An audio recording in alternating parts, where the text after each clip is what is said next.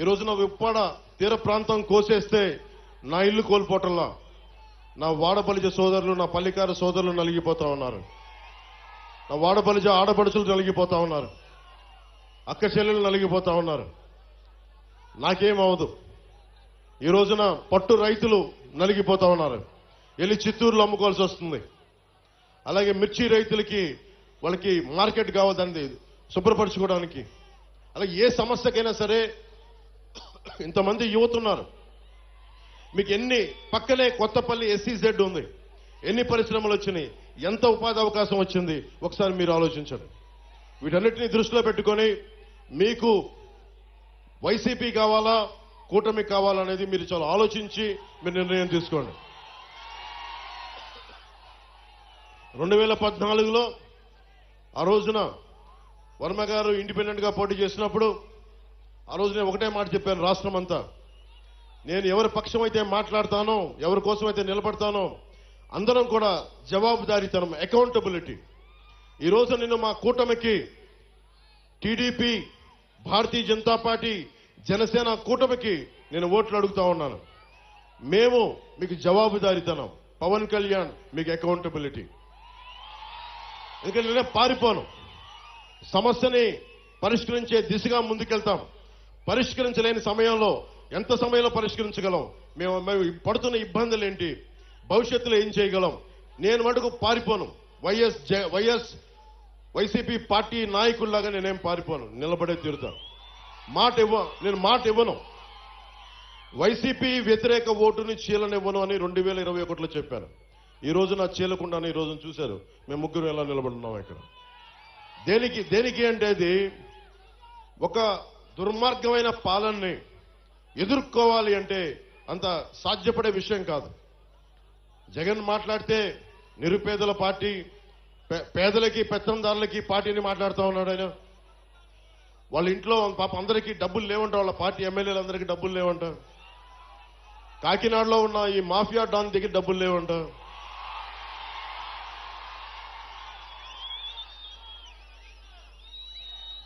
నన్ను ఓడించడానికి చిత్తూరు జిల్లా నుంచి పాపం మిథున్ రెడ్డి గారు వచ్చారు. మండలానికి ఒక నాయకుడిని పెట్టారు. అరే పవన్ కళ్యాణ్ దగ్గర ఏమంత శక్తి ఉందే? ఒక్కడి మీద ఇంతమంది కక్ష కడతారా? ఒక్కడి మీద అతని దగ్గర శక్తి ఏముంది? పట్టుమని 25 మంది ఎమ్మెల్యేలను కూడా నిలబెట్టలేని పరిస్థితి. కనీసం 2 ఎంపీలని కూడా గెలుచుకోవాలని తపన పడుతున్నాడే. అతని మీద ఇంత కక్ష దేనికి ఇంత కక్ష? భవిష్యత్తు మనమని తెలుసు. వైసీపీకి నిలబడతాం, కొట్లాడతాం, చొక్కా పట్టుకొని ఈడుస్తాం. రాజకీయ నాయకుల్ని అకౌంటబిలిటీ తీసుకొస్తాం, జవాబుదారీతనం తీసుకొస్తాం. ఆ భయం ఒకటే అడగండి.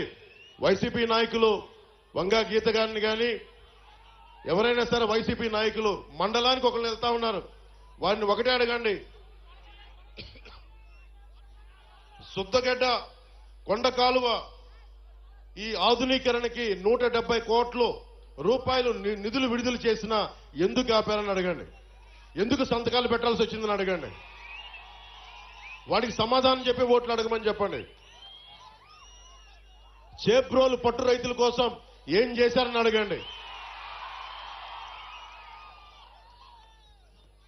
వరద ముంపు కోసం గొల్లప్రోల్లో మన ఎస్సీ కాలనీతో సహా అన్ని మునిగిపోతా ఉంటాయి. వాళ్ళ శ్మశానం కూడా మునిగిపోతా ఉంటుంది. అలాంటి సమస్యల మీద వాళ్ళు ఎందుకు వచ్చారు? అవన్నీ తీర్చారా? ఈ రోజున ప్రతి 54 గ్రామాలు చెప్పి తిరుగుతా ఉన్నారు. మండలానికి ఒక నాయకులను పెట్టి తిరుగుతా ఉన్నారు. ఈ 5 సంవత్సరాలు మండలానికి ఒక్కొక్క నాయకుడు ఎందుకు తిరగలేదు? నిజంగా సమస్యలు ఎందుకు మీరు పరిష్కరించలేదు? మీరే కనుక పరిష్కరించుంటే పవన్ కళ్యాణ్ అవసరమే లేదు పిఠాపురానికి. మిమ్మల్ని నెత్తి మీద పెట్టుకుంటారు కదా. మీరు సమస్యల్ని పరిష్కరించలేదనే కదా ఈ రోజున జనసేన, టీడీపీ, బీజేపీ కూటమిని బలపరుస్తున్నారు ప్రజలు. అందుకని దీన్ని దృష్టిలో పెట్టుకొని మీరు ఒక్కసారి ఆలోచించండి. ఆ సౌండ్ ఎక్కువ, గాలి తక్కువ పార్టీని నమ్మకండి.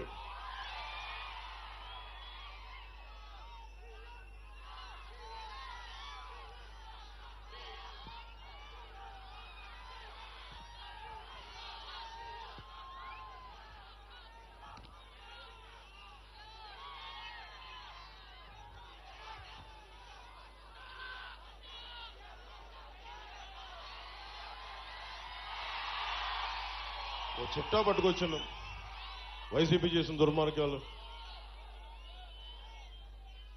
మీలో మద్యపానాన్ని నిషేధిద్దామా వదిలేద్దామా మీరు చెప్పండి. వద్దా? మద్యపానం నిషేధం కావాలా వద్దా? వద్దు, మద్యపానం నిషేధించదు. అదే కదా, ఓకే. మద్యపానం అనేది ఎవరు ఎంకరేజ్ చేసేది కాదు, ఆరోగ్యాలు పాడైపోయేది. ఎక్కువ తాగితే లివర్ సిరోసిస్, ప్యాంక్రియాటిక్ సమస్యలన్నీ వస్తాయి. అది 5 సంవత్సరాలు దశాబ్దం పిచ్చి పిచ్చిగా తాగితే వచ్చే లివర్ సిరోసిస్. మన వైసీపీ బ్రాండ్స్, జగన్ బ్రాండ్స్ కూడా ఉన్నాయంట. పొద్దున్నే పేపర్లో కూడా చూశా, పవర్ స్టార్ బ్రాండ్ కూడా ఉందంట. సరే, వాళ్ళు ఏ ఉద్దేశంలో పెట్టారో తెలియదు కానీ రకరకాల బ్రాండ్లు పెట్టారు. ఆ బ్రాండ్లు తాగితే ఇప్పుడు నిజంగా మీరు ఒకసారి ఆలోచించండి. వైసీపీ నాయకుడు మద్యాన్ని నిషేధిస్తానని చెప్పి అధికారంలోకి వచ్చిన వ్యక్తి, ఈ రోజున అతను దాదాపు ప్రభుత్వాలకు తెలియజేయకుండా, స్టేట్ ఎక్స్చెక్కర్కి తెలియకుండా 40,000 కోట్ల రూపాయలు ఆదాయాన్ని వెనకేసుకొచ్చాడు. అతను చెప్తున్నాడు అతను పేదవాడు, మనం పెత్తందారులు అంట.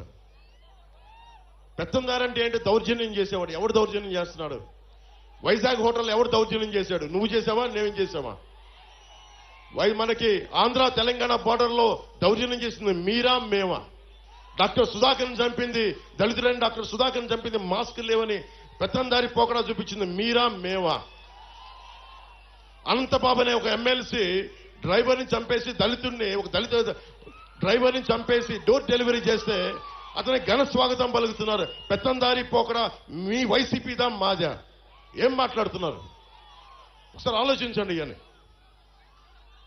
ముఖ్యంగా జగన్ ప్రధానమంత్రి గారు దేశమంతా డిజిటల్ కరెన్సీని చేస్తే ఒక ఆంధ్రాలోనే మద్యంలో డిజిటల్ కరెన్సీ లేదు. మీలో చాలా మంది ఎంతో కొంత మీ పెద్దల కోసం, మీకోసం సరదాగా మందు తీసుకుంటున్నారేమో.